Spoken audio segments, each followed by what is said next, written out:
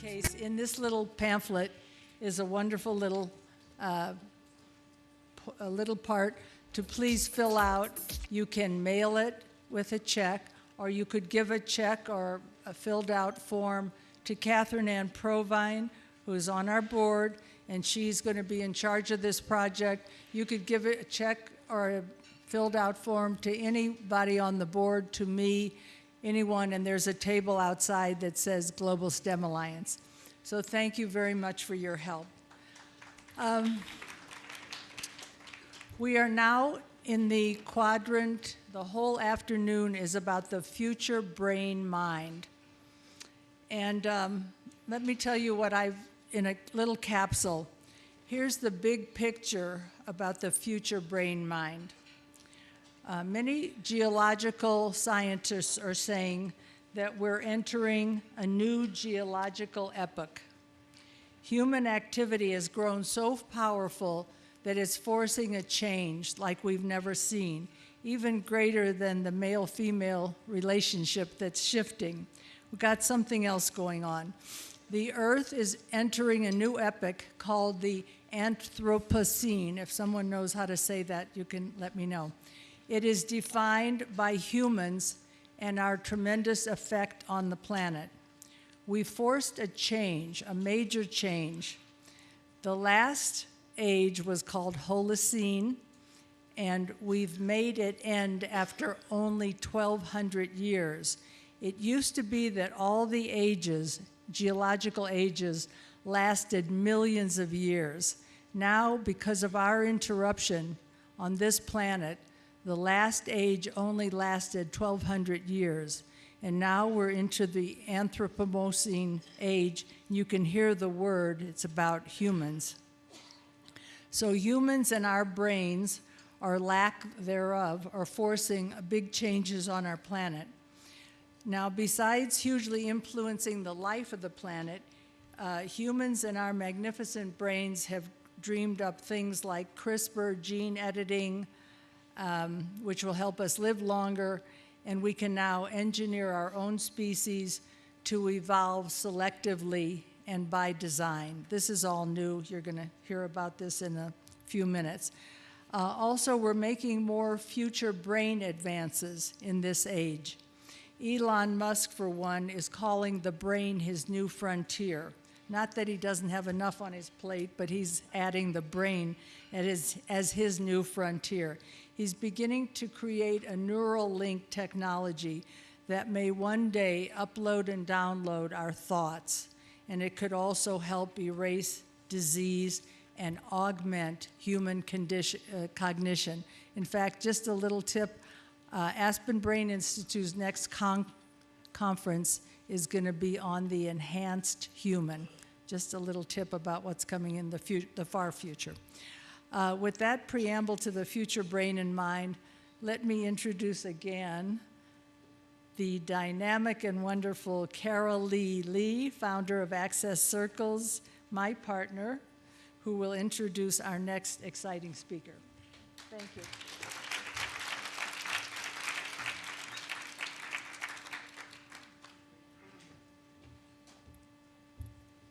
I think just to put a little context to how Glenda and I have been able to partner for the past 10 years. 10 years ago, I brought Access Circles to Aspen, met with Glenda and asked her if she would host our dinner, which she so graciously has done, actually our final dinner for the past 10 years. About 6 years ago, she said to me, I'm particularly interested in the brain, and would you bring Access Circles to my program if I hosted it at the Aspen Institute? And that's why, just so we have an understanding, there are 60 of us here, which is quite wonderful. Of course, I'm delighted because at Access Circles, which our program is all weekend, yesterday we had the great privilege of having Jamie Metzl, so to be able to hear him twice is a real treat, and a double treat, so to speak. And Jamie is a senior fellow at the Atlantic Council. He's a novelist, a blogger, a media columnist, a commentator, and an expert in international affairs and biotechnology policy. He appears regularly on TV, in the press. He's an author, He's written 4 or 5 books. 2 of them will be at the book signing, so please make sure you see him. He's a graduate of Brown. He has a law degree from Harvard. He has a PhD from Oxford, and it goes on. So if I ever feel insignificant, it's when I'm around people like Jamie. But most importantly, it's because of his athletic prowess. So let me just get this right, because otherwise it's just too many that I won't get accurately. He has completed 13 Ironman triathlons. I have done none. He has completed 30 marathons. I tried. And 13 ultra marathons. You know, it's like, what kind of shape are you in? I think most importantly, he is heading to China. He's been invited to China, and he's also written a book on Asian history, but he's heading to China on Tuesday to help work with the Chinese government, hopefully to help them modify their thinking about North Korea. Here's a person who's just beyond extraordinary. Thank you, Jamie, for being with us.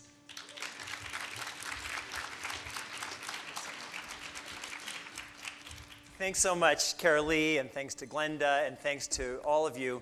It's really a great pleasure for me to be back in Aspen, because for everybody, you kind of come here and you start to think that anything is possible. There's so many great people, so much potential in so many different categories. So let me ask you a question for this community where we think that everything is possible. How many of you, if you could, would like to live healthy lifestyle, so healthy, mobile, your mind works, your body works, to be 123 years old? If you could have perfect health, how many of you would like to live to 123? Great. Okay, no, some of you don't, and we'll talk about that. So if you want to live to 123, it's great to do all the things that our other speakers have talked about. You have to exercise. You have to not eat croissant, as Jane Nathanson did this morning. And as a matter of fact, she's not here, so I don't know if there's a connection between those things. But all of these lifestyle things you must do, and you're here in Aspen because you believe in doing them, and that's part of being in this community.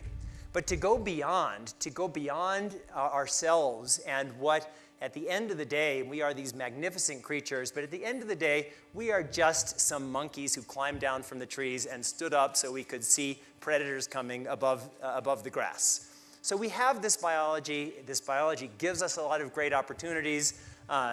John Gray was talking this morning about how we can unleash some of that, the capability, but there are limits of the biology that we are born with and that we have inherited and that we have evolved over 4 billion years in our progression from single-cell organisms to us.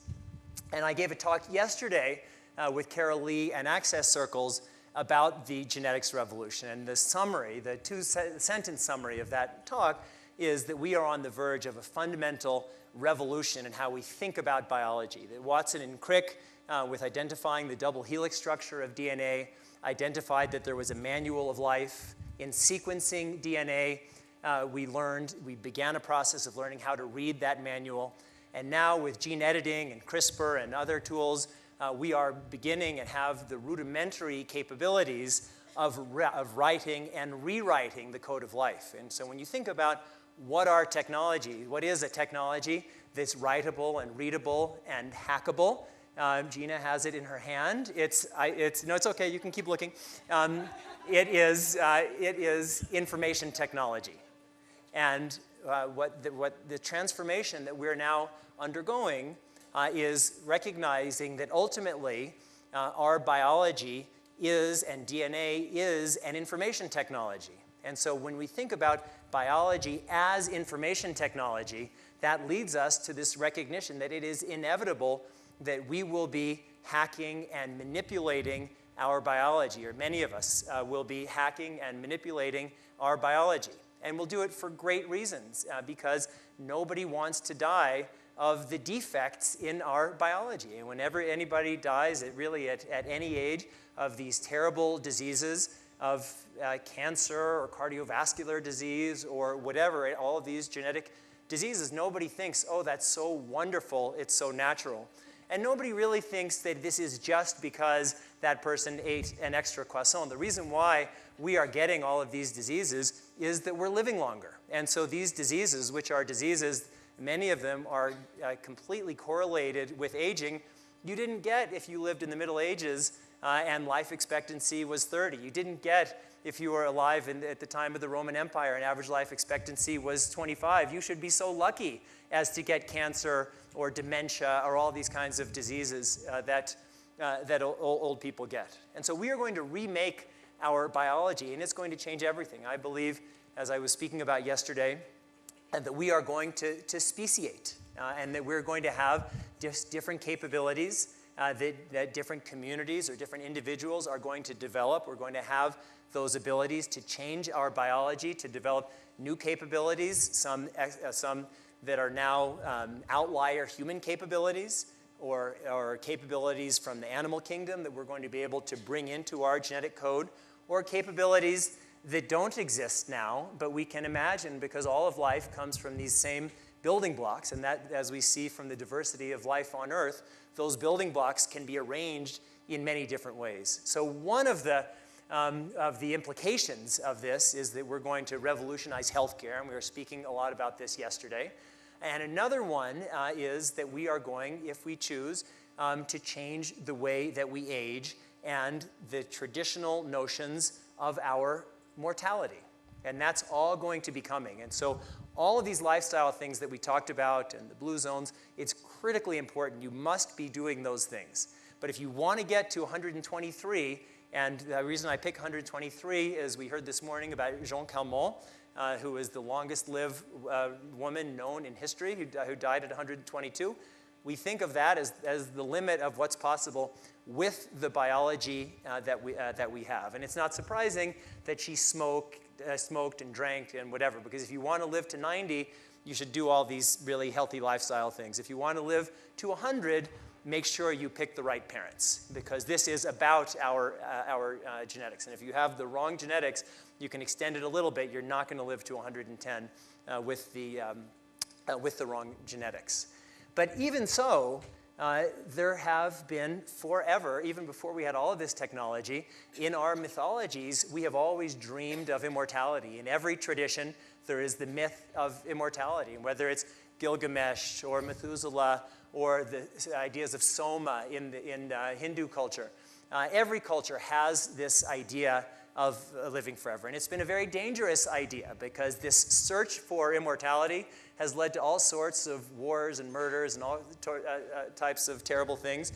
But then we've had the advent of science. In 1895, there was a major innovation in longevity where a doctor realized that had the idea that if you ground up monkey testicles and injected them into people, people would live longer. It turned out it didn't work. But by 1920, there was another major step forward where somebody took that original research and said, well, don't grind up the monkey testicles. Take goat testicles and insert them into the scrotum of men, and then they will live longer. But unfortunately, that didn't work. And so while we were doing all of these things, but if people want to try it, actually there's a clinic will have a table in the back. And we're doing a double-blind study, so you can pick whether you want to get it or just have a placebo shot. It's up to you. But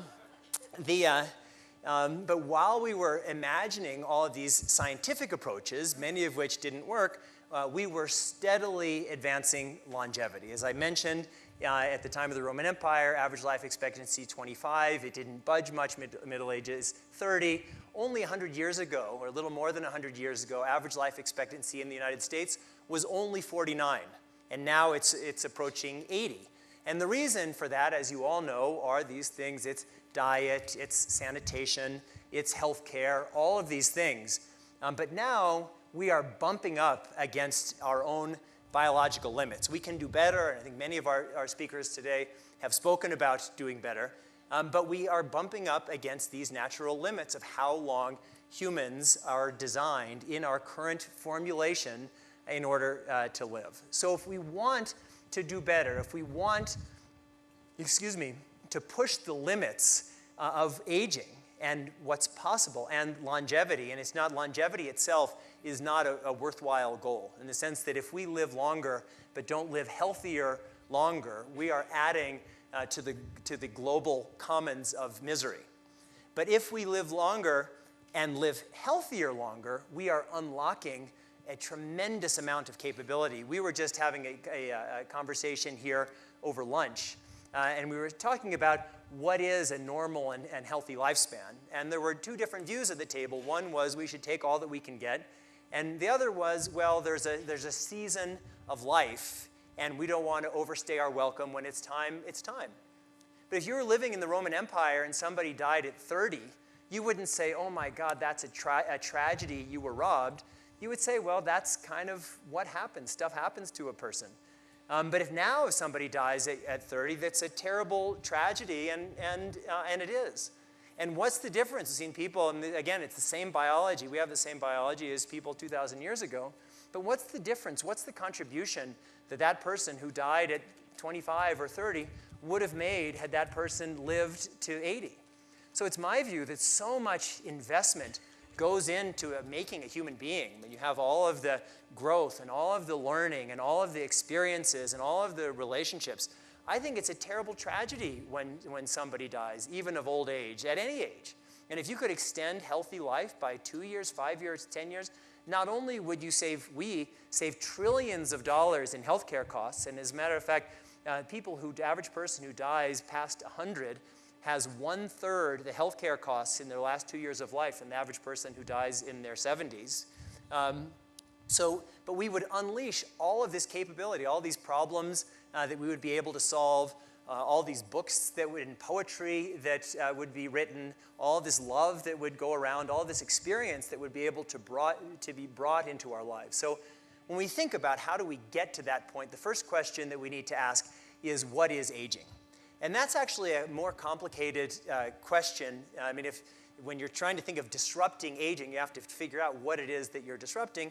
And aging, it's not one thing. It's a complex phenomena. And that's why any one intervention probably won't work. It's like a car that you could, if you have an older car, if you fix one thing, it may not save the whole car.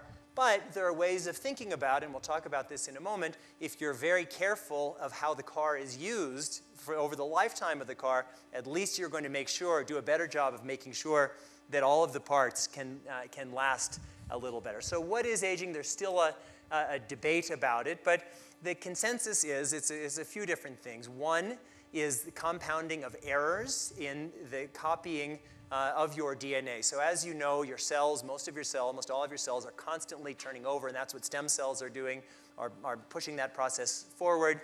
But there are errors in that. As you get older, you have more and more errors introduced as your cells are dividing. And so those errors accumulate over time. So that's one theory of aging. Another theory is that your stem cells are depleted in that process, so that the stem cells themselves have a life cycle, and when they become less capable of driving that process forward, you age. And a third, and these could all be true in part, is inflammation. And we've heard this morning about chronic inflammation, which grows. There are ways of addressing it, but inflammation increases over the course of life, and that is also something that drives aging forward. So, and when we think about, well, how can we disrupt that, we have to look to various places for models. Where can we learn about how we might approach disrupting and really hacking the aging process? So a logical first place to start is our own evolution. And there are people who say that dying is natural, and dying at whatever age, whether it's 80 or whatever, is natural. But that doesn't mean that evolution has selected it, because a lot of our evolution, at least in this formulation of humans, was still done 2,000 years ago. We're not very different from what we were then. And it kind of makes sense that evolution doesn't really care that much about old people. Because if we were a species where too many of our babies were being eaten by saber-toothed tigers, then we would have developed exoskeletons like other creatures who are unprotected, and then the ones who survive have a thick exoskeleton and they survive. If we were a species where parents were being eaten, we would have developed kids who can survive on their own. Komodo dragons, once they come out of the egg, that's it. If they run into their parents will eat them. So everything that you need to know as a Komodo dragon is built into your genetics. And if you're asking questions, you're kind of screwed. But for us, historically, if a saber-toothed tiger were to eat somebody who is not an infant and not a parent, but a grandparent, it wouldn't have that big of an evolutionary impact on a species. It sucks for that person and maybe for their friends. And so I believe that evolution hasn't selected one way or another for how long we should live. And I think that's good, because if we were pushing against 4 billion years of evolution, I think that would be a harder thing to do. So we can look to evolution. We can look to human models. We heard about Jean Calment. And again, she had great aging genetics. Her famous quote, she said, was, "I've only had one wrinkle in my life, and I'm sitting on it." We talked about the blue zones, and so that's another way to look at communities that live longer. And then we can also look at, now with the tools of genetic sequencing, we can sequence, and that's what's happening at Albert Einstein and other universities around the world, sequence superagers, the centenarians, people who live a very long time, and compare them to the rest of the population and say, well, what are the genes that these superagers have? And then what are these genes doing? And we'll talk about some of the approaches for addressing aging in a moment. So those are some of the models for humans, but we also can learn a lot from animals. And so one way to do that is comparative biology. And so we can look at animals that are closely related, like a mouse and a naked mole rat, or a regular clam and a quahog clam. And so a mouse can live up to about 4 years, and a naked mole rat, genetically related, can live about 40. Or a regular clam can live about 40, and a quahog clam can live 500, but we don't know how long they can live, because they found this clam that was 500 years old, and they said they took it out of the water to inspect how old it was, and it died then. So maybe it could have had a longer time. So we can look at comparative biology and say, well, what are the genetic differences between closely related beings? We can also look at disparities across the animal kingdom. Like bowhead whales are the world's longest-lived mammals, and they can live around 200 years. But there's non-mammals, like Greenland sharks, that can live 500 years. And then there are immortal jellyfish that, as far as we know, can live forever. They go from their polyp stage to their mature phase, stage, and then back to their polyp stage, and that process can go on forever. And so we can study, well, what's happening in those animals? What's happening that's allowing them to do things like regenerate parts, like some animals can do, like go back to their polyp stage. And again, we once thought of biology as science plus magic. I believe that biology is science, and that we are getting smarter and smarter.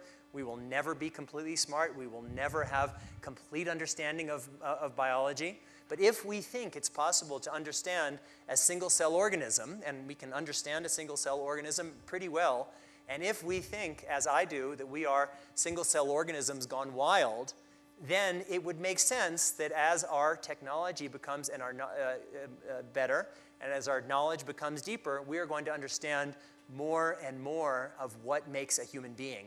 And it will not, in my view, it will not be soul and spirit and pixie dust. It will be biology, which is governed by rules that will be understandable. And again, as I said in the beginning, writable, readable, like your thumb. Look how well it works. Writable, readable, and hackable. So we are going to understand more and more by looking at this biology. And then there are very interesting experiments that scientists are doing that are very intuitive.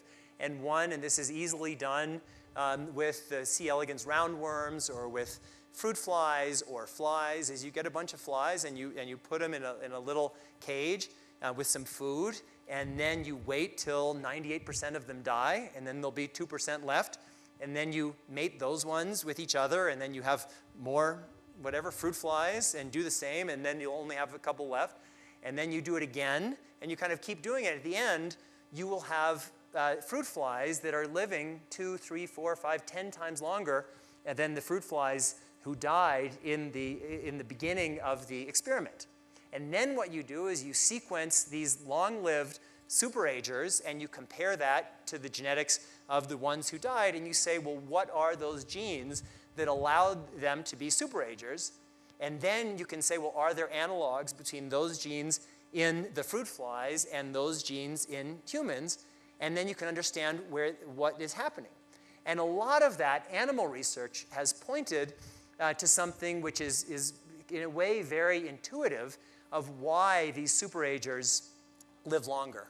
And in part, it has to do with the allocation of energy. On a cellular level, our cells are always figuring out how to allocate energy.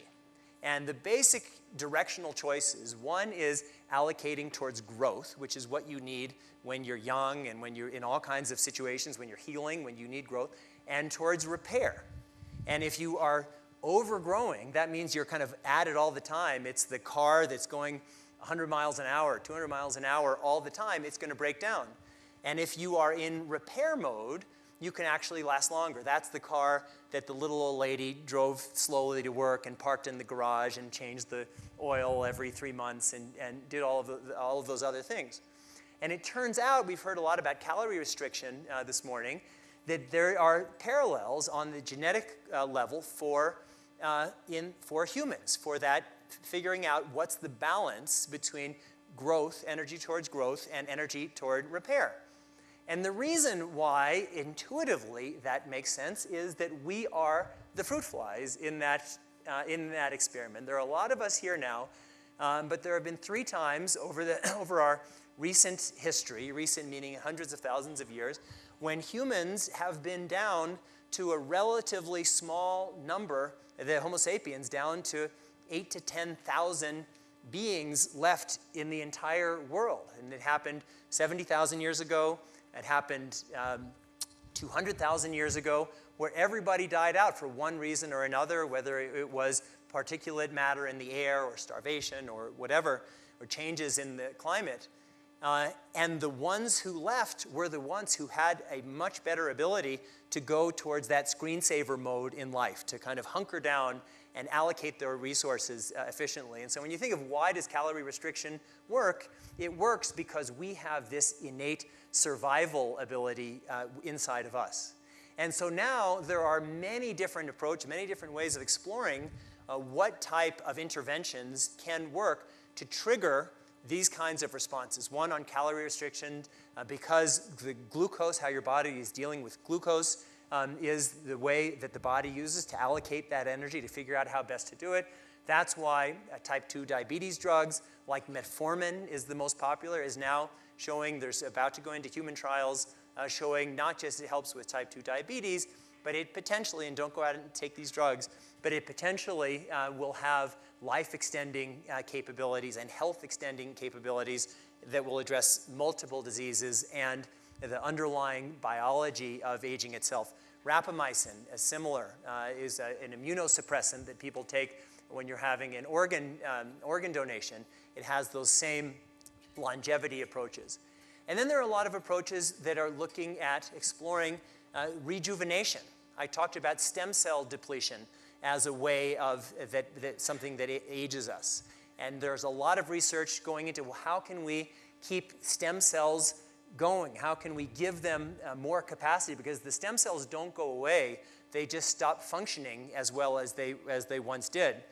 But it's very tricky because the reason why our stem cells stop functioning is we don't want the most famous immortal cells in the world are cancer cells. And so we have a lot of mechanisms that are shutting things down on the cellular level, not because our cells want to kill us, but because they're protecting us against certain kinds of diseases that our body knows that we don't want.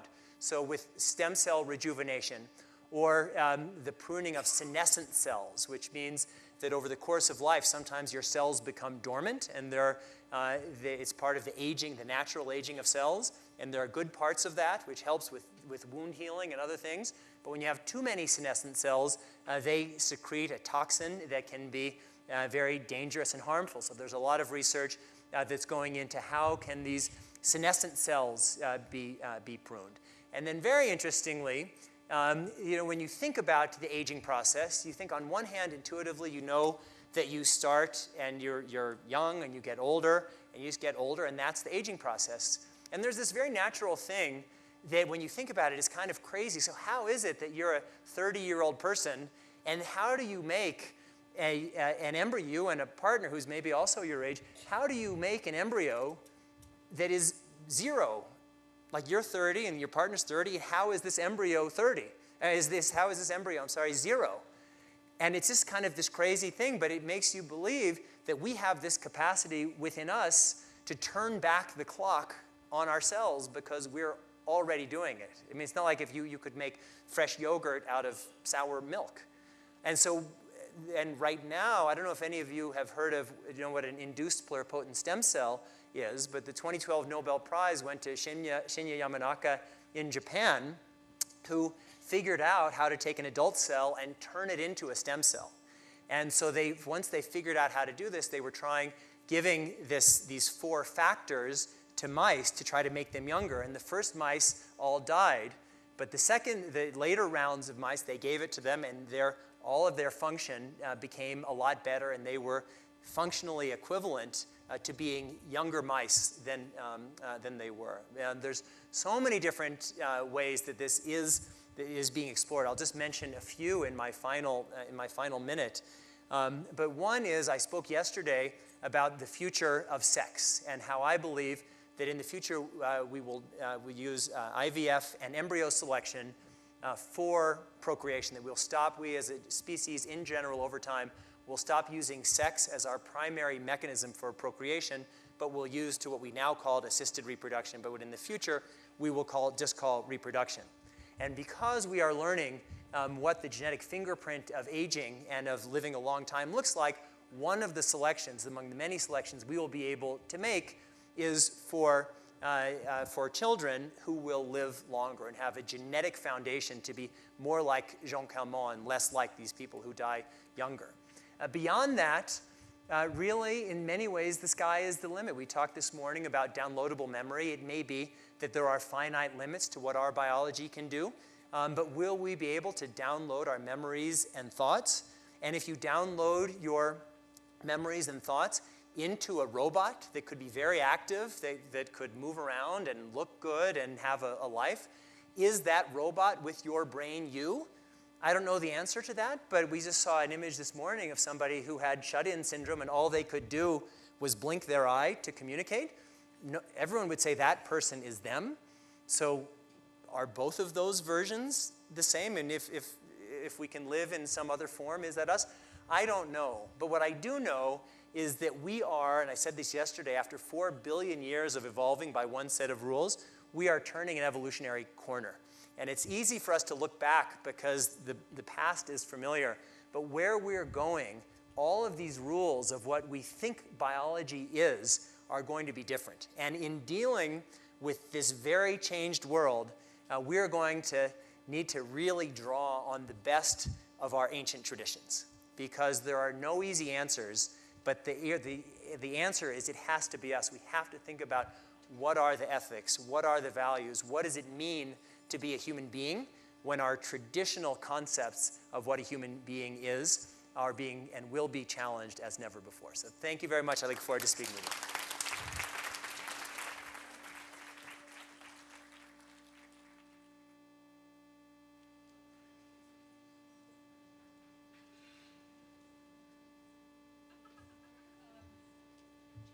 What this afternoon is all about future brain, future mind.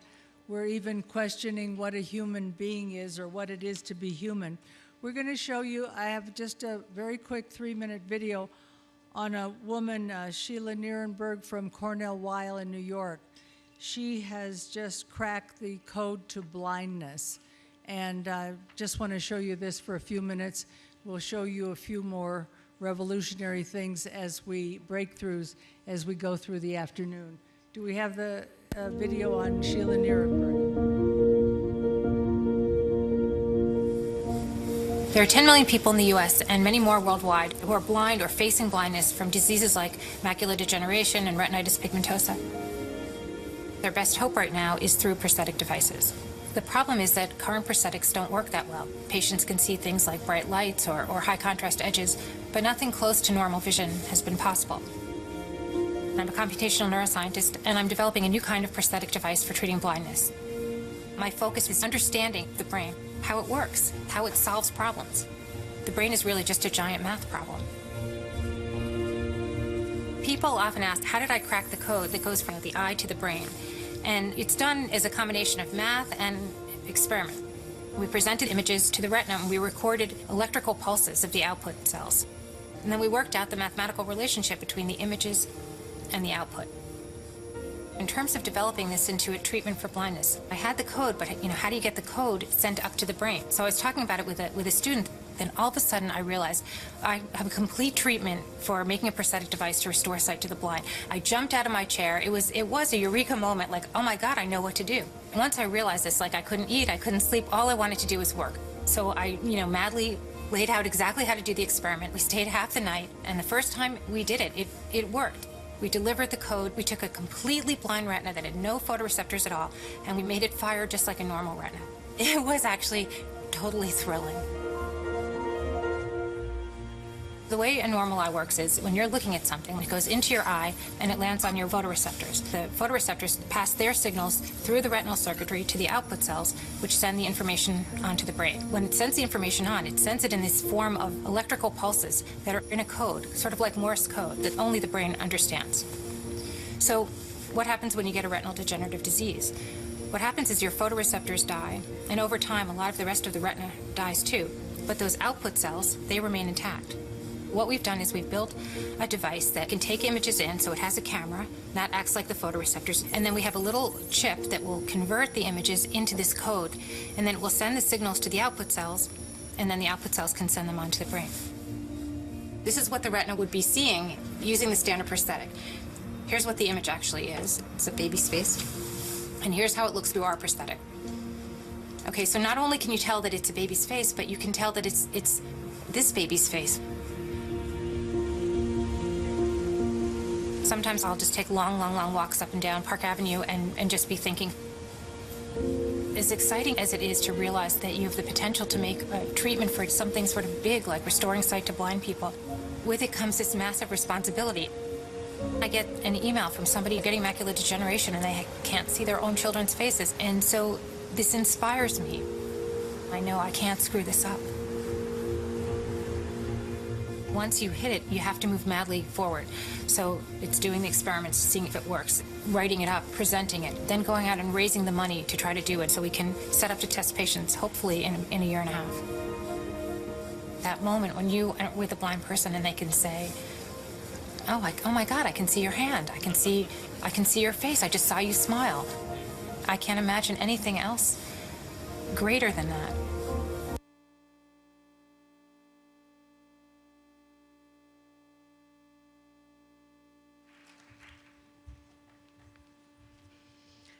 On behalf of the entire Aspen Brain Institute, I want to thank you all again for being here today.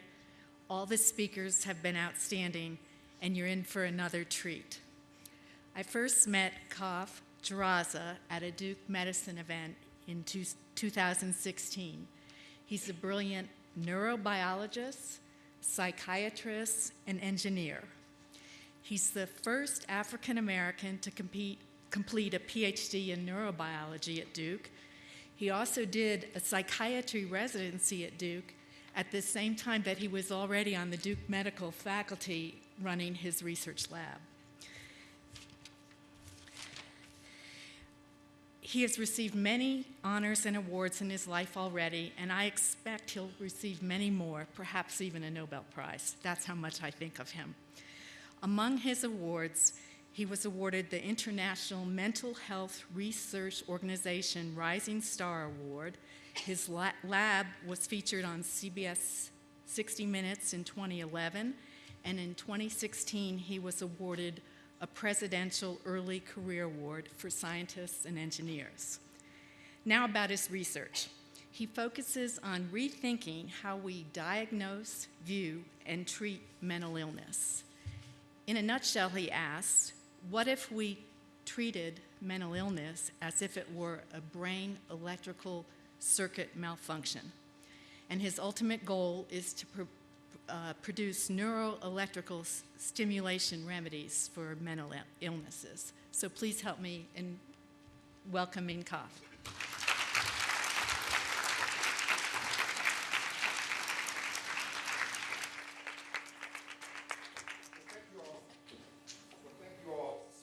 For inviting me to be here this afternoon.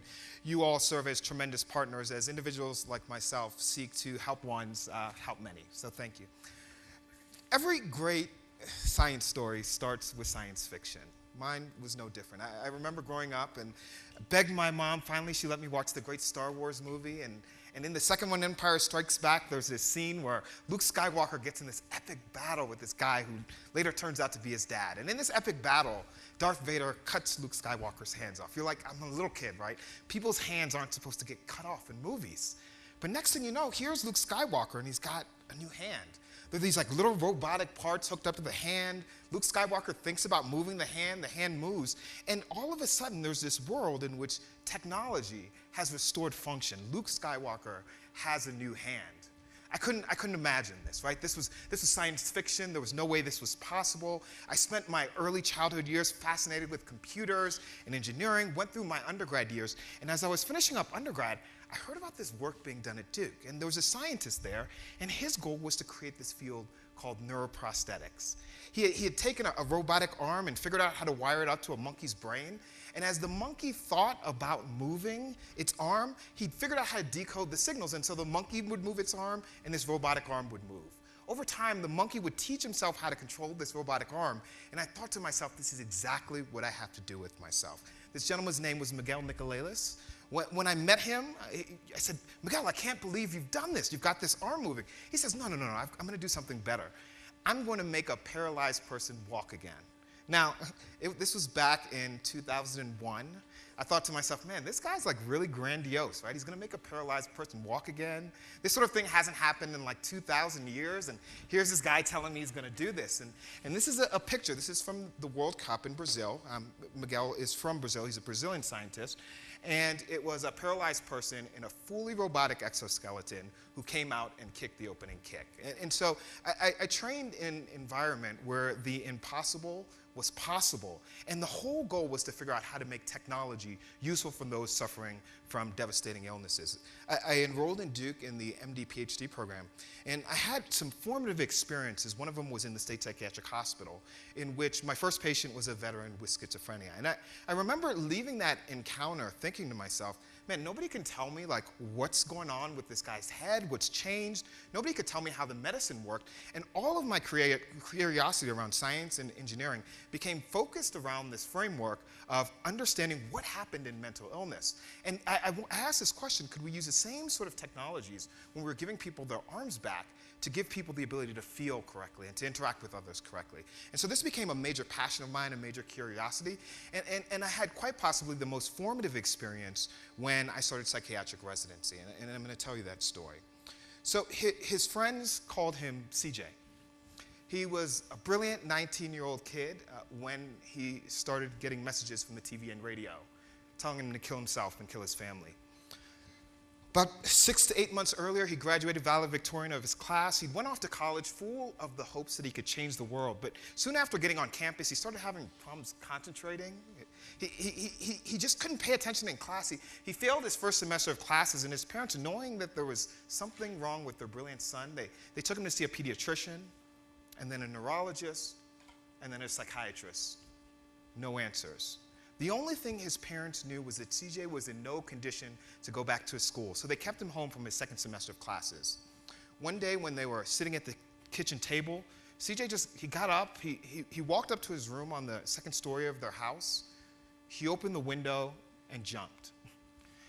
His parents were still sitting at the table when they heard the crash outside in the bushes. CJ survived without major injuries, but his parents were absolutely terrified to leave him alone. They took 12-hour shifts watching him, and at the end of a week and a half, they were totally exhausted. And CJ was only getting worse. CJ was now seeing angels and demons. They were telling him he was a horrible person, that he deserved to die. The pictures on his wall screamed at him all day long. His parents were out of options, and so they decided to take him to an emergency room. As they were driving in the car, CJ, who was sitting in the back, opened the door and tried to jump out. His mom just happened to be sitting next to him and grabbed his arm and closed the door. It was CJ's second suicide attempt in 2 weeks. The drive seemed like an eternity, but eventually they got to the emergency room. After being there for 2 days, he was admitted to my inpatient psychiatric unit, and that's when I met CJ. When I met him, he would have these long conversations with the walls, each one ending the same way, with him begging for them to let him live.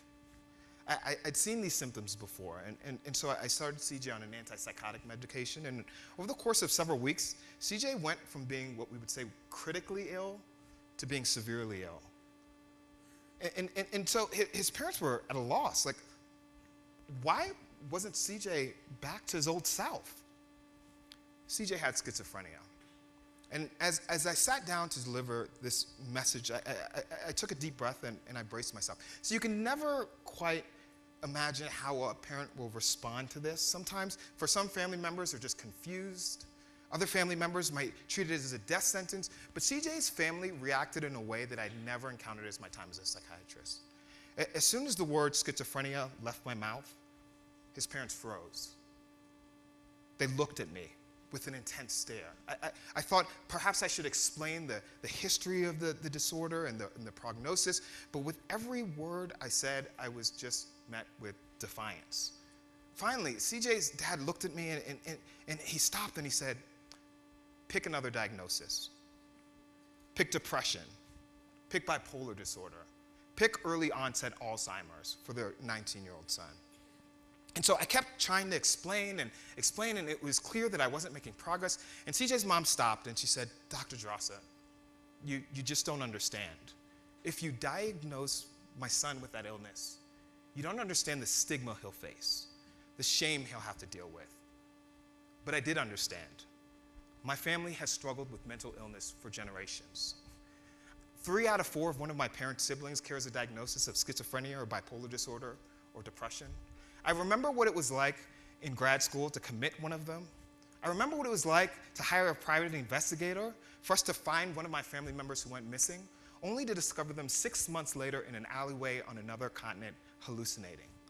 I understand the shame. I remember what it was like to spend most of my time in grad school terrified that any given day I myself could wake up hearing voices or seeing things that weren't there. And when I passed into my 30s and passed a critical window for developing one of these illnesses, that fear became a fear that one day one of my children or one of my nieces or one of my nephews would be diagnosed with one of these illnesses that affects 20 to 30% of American adults annually.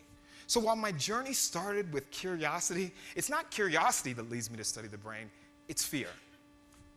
The brain is made up over 200 billion cells, and for centuries, philosophers and scientists have tried to understand how this organ tiny enough to fit in the palms of both your hands, leads to feelings and movements and thoughts. And we've learned a lot in that time. We've learned that, for example, the differences in your left brain and your right brain when it comes to things like moving your arms or creativity or speech or vision. But what those early psychiatrists and philosophers and scientists didn't understand was that about just under half of those cells in the brain were able to process a force that those early researchers couldn't see or they couldn't touch: electricity. In fact, it turns out one of the best treatments for depression, the most effective treatments, and we've known this for decades, is putting electricity directly in the brain. What most people don't realize is that medical centers all throughout this country still use this treatment, electroconvulsive therapy. And so this brings me to the question that I want to raise today. What if mental illnesses are actually illnesses of electricity? So electricity is defined as a movement of charge. In the brain, that charge is made up of chemicals. Those chemicals are chloride, potassium, sodium, and calcium. Just another half of those cells are able to move those chemicals back and forth across their brain cells to generate electrical pulses. So in the brain, the electrical communication between brain cells is directly related to these chemicals. For decades now, psychiatrists have focused on these chemicals. It's why you hear terms like chemical imbalances. But for neuroscientists, the holy grail is understanding how all of these cells, these 100 billion cells, work together to generate emotional and behavioral processes. In theory, or in principle, if we can understand how the brain generates these principles and these processes under normal circumstances, perhaps we can figure out how these processes become changed in the case of mental or neurological illness, and then we can treat it. Now, as I said, every great science story begins with science fiction. So if we go back 100 years ago, this might sound far-fetched to some of you all, but I'll explain an example that might have seemed far-fetched 100 years ago. You know, someone in the room is having chest pain. They go into an emergency room, and there's this really strange doctor in there that says, I'm going to measure electricity in your heart. And they strap these leads onto your chest, measure electrical rhythms going through your heart, and they say, I know exactly what the problem is. You have a problem of electricity moving through your heart. And for some set of people, they say the right treatment is electricity. For some, they'll give you a little pulse of electricity. They'll put your heart back into rhythm. For some, a slightly bigger pulse of electricity that'll just shock the whole thing, defibrillation. And for some, the treatment might be a pacemaker, which regularly sets the electrical rhythm in your heart.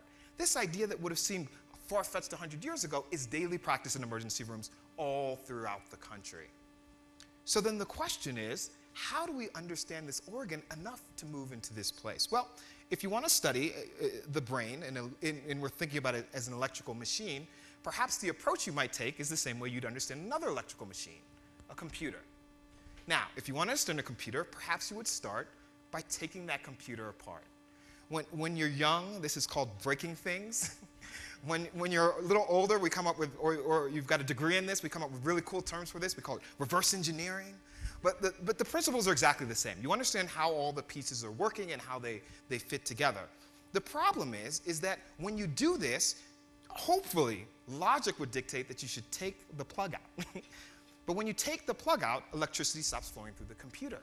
Now, this is the approach we took to the brain. We started studying the brain without the electricity running through it. And these were called the standard pathology or histology studies, in which you'd wait till someone passed away, and then you'd look at their brain.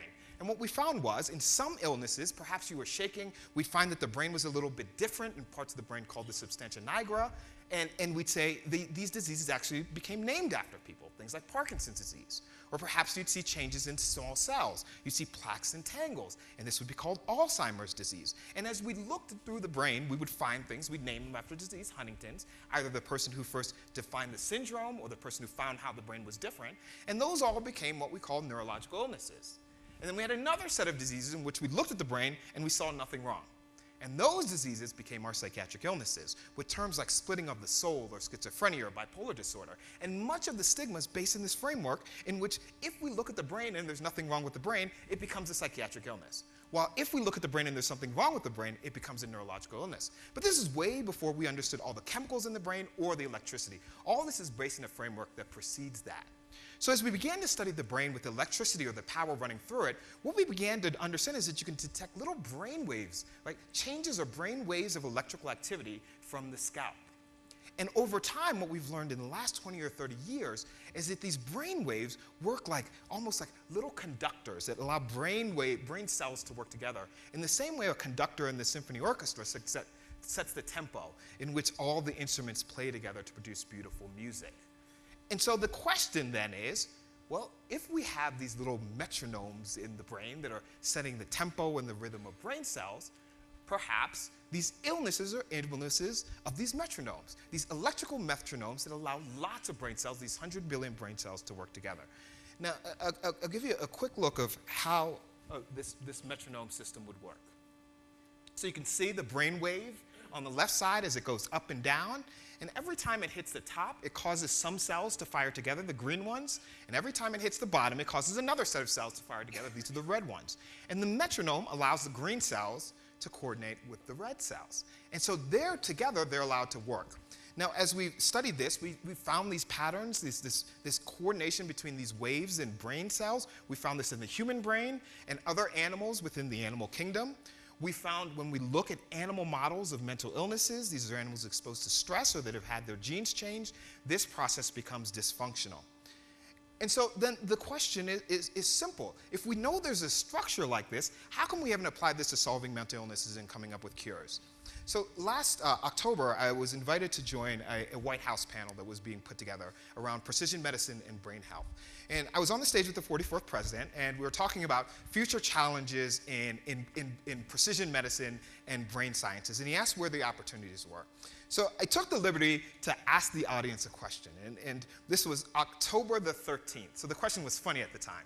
And I said, how many of you guys are excited about voting in the next election? And the hands, I said, put your hand up. And the hands went up around the room. And I said to the 44th president, I said, let me explain to you what happened in that process. My mouth created these pressure waves. The pressure waves traveled through the air and struck your eardrum or tympanic membrane. That, through the pressure waves or the mechanical stress, created shear stress in the ear. This, through the tip links and kinocilium, allowed chemical energy to flow into the ear. That, through your cochlear nerve, traveled into your superior alveolar nucleus, into your auditory thalamus, into your auditory cortex, where it's changed to pitch. For most of us, those pitches then become words or representations on the left side of their brain. If you're young and it's the first time voting, you release a little dopamine from your ventral tegmental area into nucleus accumbens, and you get excited about voting. If you're a little more seasoned and you remember your first time voting, your hippocampus becomes activated.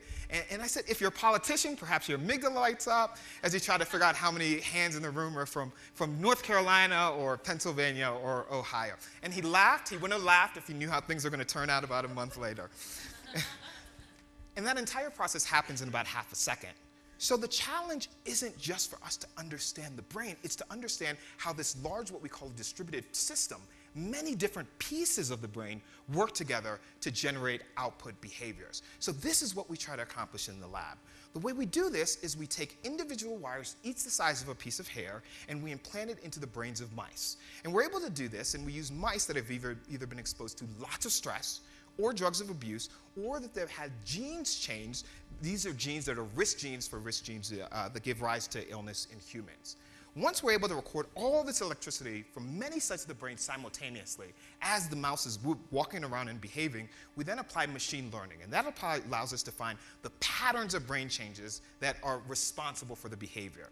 And then finally, we combine this with stimulation tools where we can stimulate the little metronomes or the rhythms in the animal's brains and restore their normal behavior. Now, I can imagine what you're thinking.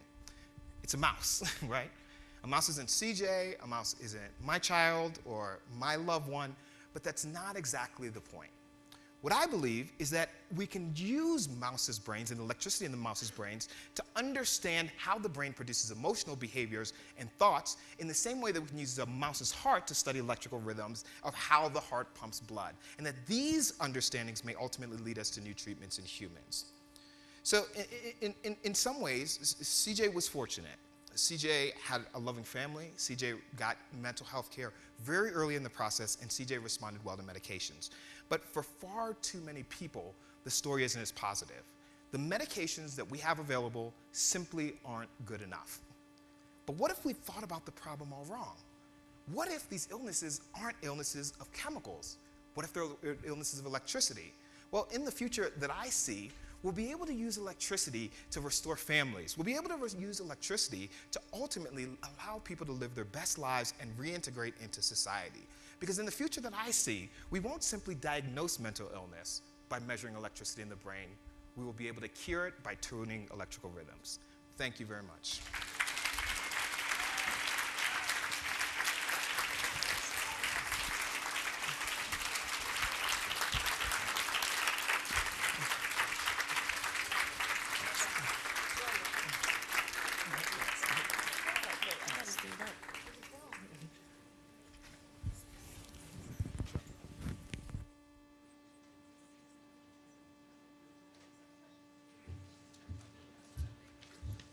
Good afternoon. We have one more fabulous speaker before a break, a 20-minute brain break. And this one, I'm introducing Ayelet Waldman, who is going to be an amazing speaker and get your juices flowing, and so don't worry about falling asleep after that amazing lunch. Ayelet was born in Jerusalem and spent her formative years in Canada and America before going back to Jerusalem, and I love the story that she was at a kibbutz and then went to Harvard Law School. And I think that's just a great transition. And after Harvard Law School, she clerked for a federal judge and then went to a big New York law firm and finally settled in a federal public defender's office. And from there, she became a novelist. And she's written 11 books. And after writing 11 books, she finally became famous. And Oprah found her, and so everybody found her in one of her blogs when she started talking about how much she loved her husband. And when I was reading about her biographies online, I just thought that was just so special that that's how she became famous, when people started really seeing her. And it's a pretty cool story, Ayelet. And so today, this is also what she's been doing. Well, this is how creative she is. She could be in the creative brain. I looked over and I thought someone's left a scarf, but it was not. It was Ayelet's doodles. So she said she listens better when she doodles. So if anybody wants to buy this and make a batik, she's doing another one right now with cylindrical things. So today, Ayelet will tell us about her experiments with microdoses of LSD in an effort to treat a debilitating mood disorder, of her quest to understand a misunderstood drug, and of her search for a really, really good day. Ayelet.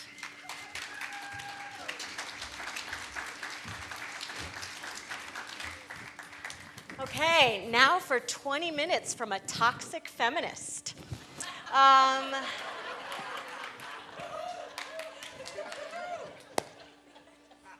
I was diagnosed with a mood disorder after my 4th child was born. I come from a family with a long history of mood disorders. I often say that the lithium river runs wide and swift through my family tree. In my case, my mood disorder was finally diagnosed as something called PMDD, premenstrual dysphoric disorder.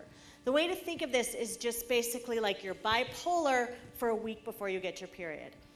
And I was lucky enough to live in the Bay Area, and there's a wonderful women's mood and hormone clinic. It started at UCSF, it moved to Stanford, and I had a great psychiatrist who treated me with a combination of therapies that were really, really effective in dealing with my mood disorder.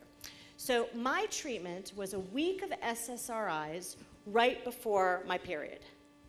And for years, I was incredibly stable. Not perfect, but you know, who among us is?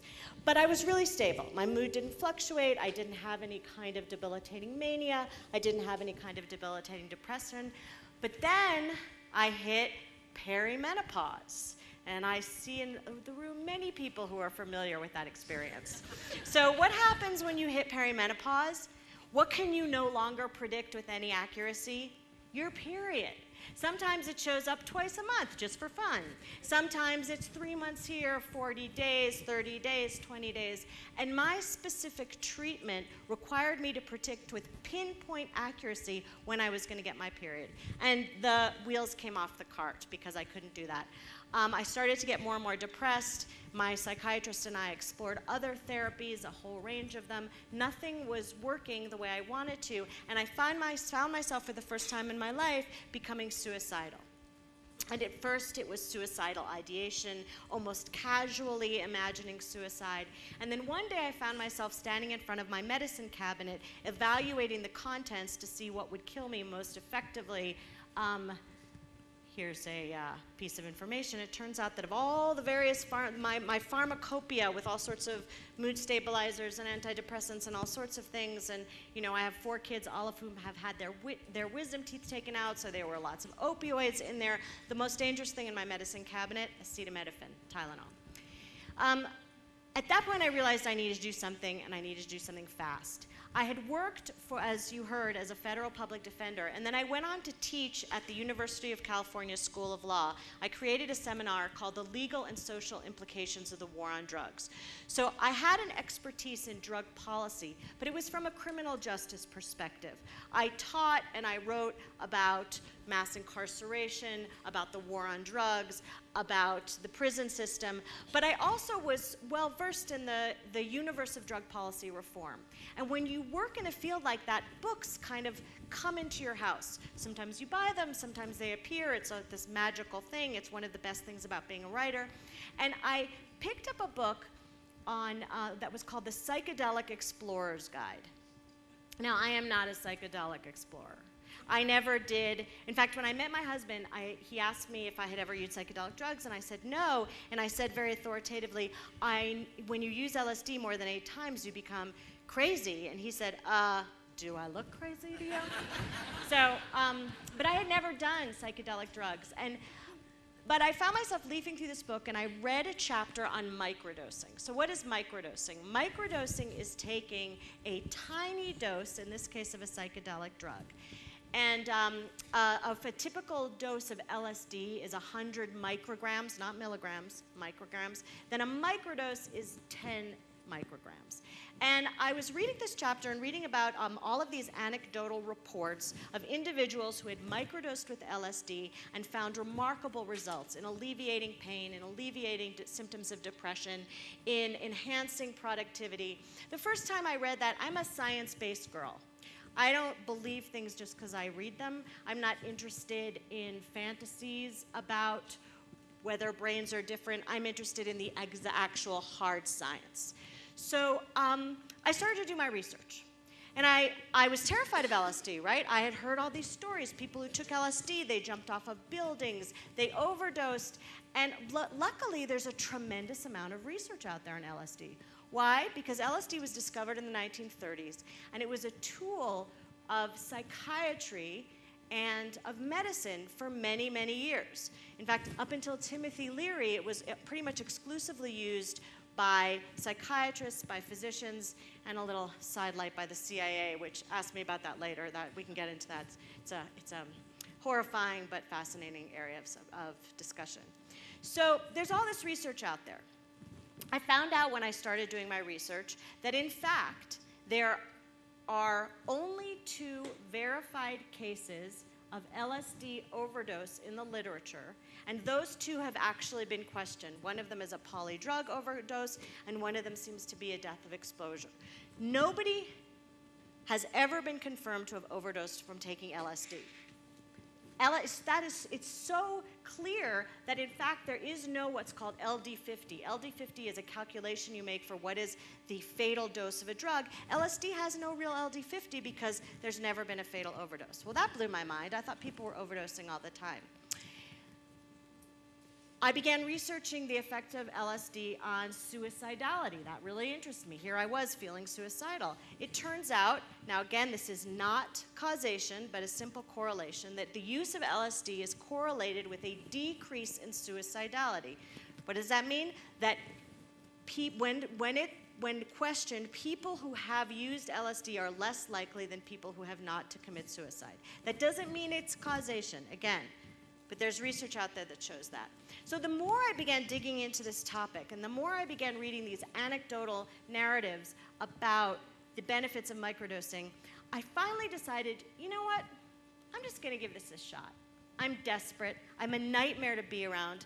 My incredibly patient, loving, supportive husband is being taxed to the end of his abilities. My poor kids are having to deal with me depressed all the time. I'm just going to do this 30-day experiment, microdosing with LSD.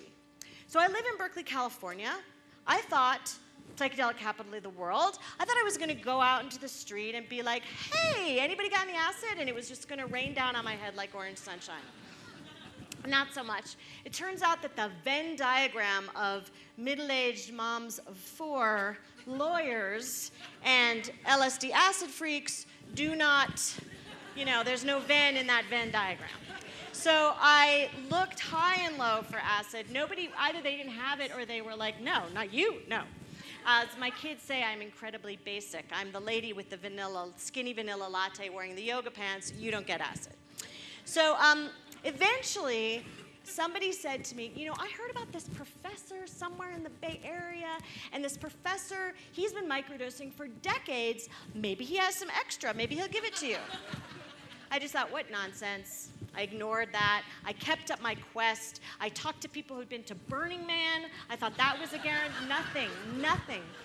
And then one day, I go out to my mailbox, and I find this little package. And it's addressed to me. It's covered in really old stamps, like the stamps a very elderly professor might have in his drawer. Like, they weren't even forever stamps. They were from, like, the 80s. And the return address read, Lewis Carroll. And I opened up the package, and there was a little blue bottle. He did not He did not write "drink me" on a label, which he really should have. But there were instructions and a beautiful poem, which you can actually read in my book. And but I'm not an idiot. I'm not going to take something that shows up in my mailbox, even if it's in a cute wrapper. So I did what I always tell my children to do. I have a harm reduction approach to drug use with my kids. I tell my kids that I would prefer they didn't use drugs, but if they're going to take something into their system, they have to know exactly what they're taking, and they have to test it themselves. So I made sure I got myself an Lsd Testing Kit. Where did I get my Lsd Testing Kit? Thank you, Jeff Bezos. He sells them on Amazon.com. Don't buy your books there. Buy them from independent booksellers like the one out there. But you can buy your Lsd Testing Kits from Amazon. Also toilet paper, because it's super bulky and takes up a lot of room in your car. Okay, so I got my Lsd Testing Kit. I tested my LSD. I decided that what was in the bottle was actually LSD, that the professor wasn't trying to kill me or make me very small or very large. And I set out for the first time in my life to take LSD. So the first thing I did was I made sure I had a friend with me, because like I said, I have a mood disorder. The inside of my head is a place I'm terrified of. I imagined that if there was going to be one person in the world who was going to have a bad trip, it was going to be me.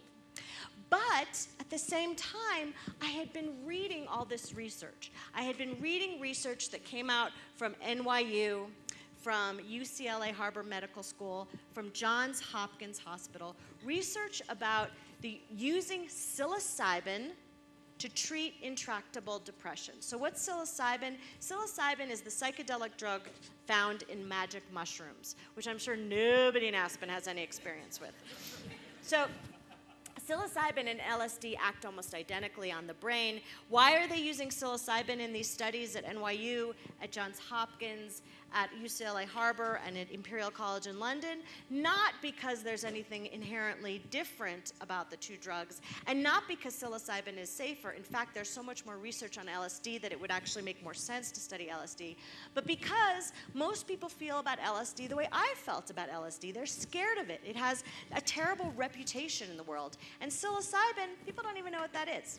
So these studies have showed remarkable results treating depression, not in microdoses, but in large doses. Though they're primarily using individuals who are facing the end of their lives, people who have fatal illnesses. Why? Because their depression is worse and more terrifying than run-of-the-mill depression? No, but because it's a lot easier to get FDA approval to give a substance like psilocybin to someone who is dying than it is to get approval to give a drug like psilocybin to someone who's not. So, but the results have been remarkable. People have experienced a dramatic alleviation in symptoms of depression and anxiety. So I read all the research again, I got my friend, and I said, okay, we're gonna do this. We're gonna try this 1-month experiment. I had my little blue bottle, I shook it up, I held it up to the light, even though that's a mistake. LSD degrades with UV light. And then I put 2 drops under my tongue, and I waited for the walls to breathe. They didn't. No kaleidoscopic colors for me. Remember, microdose. It's the whole point of a microdose is that it's so small a dose that you have no perceptual results. So then I just went to work. You know, I have 4 kids and a full-time job. I didn't have all morning to sit around waiting for, my head to feed my head. So I sat down at my desk, I got to work, and after about 90 minutes, I looked out my window, and it was springtime, and the dogwood tree in my yard was in bloom, and I said, oh, look, the dogwood's in bloom, it's so pretty. And it's not like the petals were kaleidoscopic, they weren't flying off of their own accord. No, I noticed that it was pretty. And I had been so depressed that I had been all but anhedonic for as long as I could remember. One of the features of depression is it feels when you're depressed like you have always been depressed. You can almost not even remember the periods in your life where you were not depressed. And there, suddenly, I was able to appreciate beauty. The month went on. Look, it wasn't perfect. I was not the magical mother. I didn't start baking cookies and, being the ideal presence at the dining room table. But one of my kids, when I asked at the end of the month for them to report what the month was like, my older son said, you know, you were just fun. Like, I would walk home and I would open the door and I didn't have to do that thing where I wait to kind of take your temperature. I just walked in and there you were, and you were funny and you were cracking jokes, and it was just so light in the house, and it had been so heavy for so long. I didn't tell my children that I was experimenting with LSD. I told them that I was taking a new medication. And if you have a mental illness, you take lots of medications. I mean, there's a page in my book that lists the medications I've taken. It's a full paragraph, single space. So my kids were used to me trying new medications. They all said that this was the best thing that I had ever tried. They were, my husband was so happy. Again, it wasn't like I was happy all the time, but a little bit of that clotted misery was gone, enough that I could just be myself. And most amazingly, what I had was a little bit of capacity for introspection. So let's take this sort of as an example. When I'm on Twitter, it's terrible. If you're not on it, don't go on it. If you are on it, we can form a support group and try to get off together. Twitter is for the impulsive, what, you know, crack cocaine is for people who have unhappiness and depression. It's terrible, it's terrible, it's terrible, but it's very addictive. So let's say you see a tweet, I see a tweet, it makes me angry, and I have a reaction like, that makes me angry, and then I have a thought, this is what I'm gonna do, I'm gonna say in response, and then I write a furious, eviscerating tweet in response. All those things happen instantaneously. Reaction, response, instantaneous. I don't even know that I'm feeling all these things. But during that month, it was like that loosened up a little bit. I would see the tweet, I would have the reaction. I would say, that's an idiotic tweet. But then I'd say to myself, well, that's awfully judgmental of you. Are you really? Is it really idiotic, or does it make you scared? Does it make you angry, or does it make you say threatened? What are you really feeling? And then I have the response, write the angry reply, and then I would say to myself, well, is that going to make things better or worse? That question, is that going to make things better or worse? Not one I was familiar with asking myself. It was a remarkable experiment. But I want to say really clearly, it was an experiment.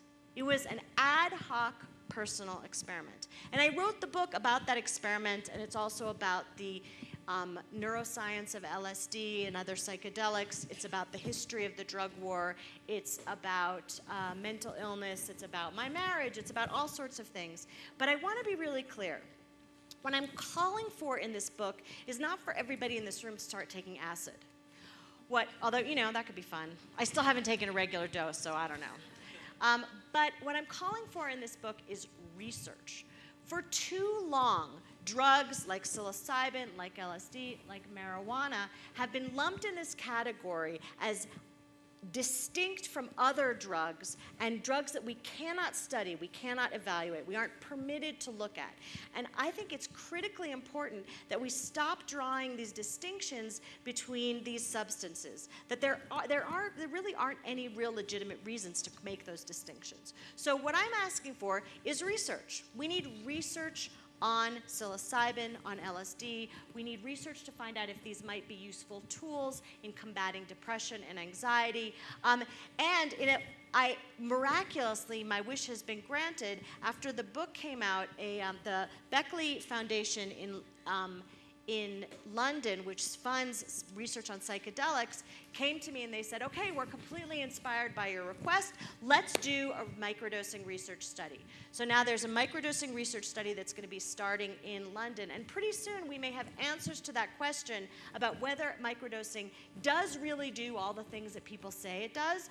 Does it make them more effective? Does it make them achieve a kind of creative flow more readily? Does it make them less depressed? Does it alleviate pain? Or are all those results simply psychosomatic? Because I think what's most important when someone tells you stuff like this, like I'm standing on this stage and I'm telling you that this helped me, but you need to all be skeptics. You need to do the research. You need to look online. You need to Google things like men are from Mars and science and see what the answer is. Thank you so much for listening.